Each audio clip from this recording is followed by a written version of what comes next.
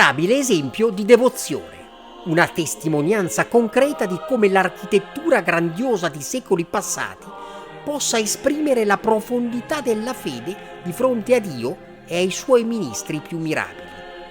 La Basilica di Sant'Antonio appare silente e austera nel cuore antico di Padova e toglie il respiro soprattutto quando il giorno volge all'imbrunire. Un monumento che è divenuto un simbolo, il simbolo di una religiosità profonda.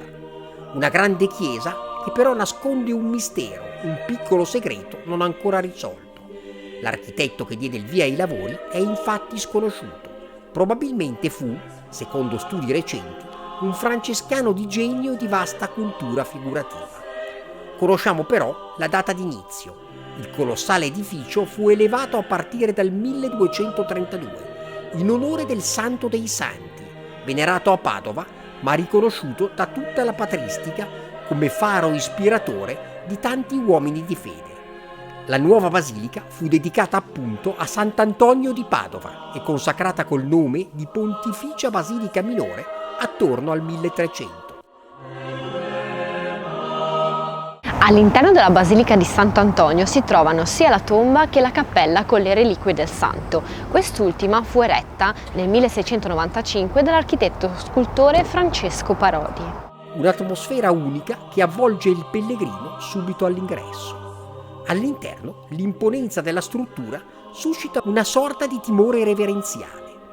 Nel cuore della chiesa due sono le aree più sacre. Innanzitutto l'ampia cappella in marmo pregiato con bordature in oro, consacrata come sepoltura del santo. Essa poggia su 4 colonnine e 2 pilastri laterali. Ai pennacchi vi sono i busti dei 4 evangelisti e al centro la dedica marmorea. Divo Antonio Confessori, Sacrum Res Publica Patavina Posuit, cioè la cittadinanza padovana realizzò qui la sacra sepoltura di Sant'Antonio Confessore.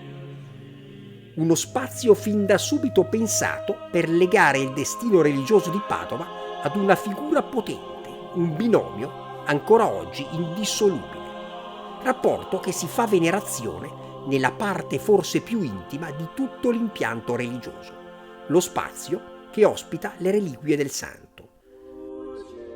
Abbiamo detto che all'interno l'opera principale è la Cappella delle Reliquie, ma come è fatta questa cappella? Innanzitutto ci sono 3 nicchie con sopra decine di calici, ex voto e autografi di santi e naturalmente parti del corpo di Sant'Antonio. La più importante è la nicchia centrale, con all'interno la lingua del santo, a fianco la tonaca e la cassa in cui era conservato il corpo. Più sopra troviamo l'apparato vocale e in alto a tutta la struttura sono presenti una croce di cristallo, prezioso ornamento di oreficeria. Fino alla fine del XVII secolo qui si trovava la cappella absidale dedicata a San Francesco. Nel 1691 fu costruita l'attuale cappella rotonda con cupola.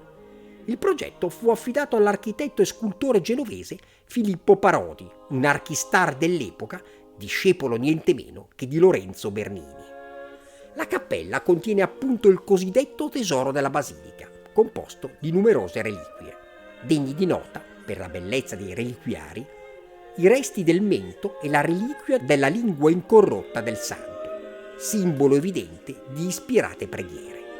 Sono presenti inoltre preziose suppellettili liturgiche, calici, pissidi, patene e messali. Ma il mondo di Sant'Antonio continua. Si passa agli oggetti personali che ne hanno testimoniato l'esistenza esemplare.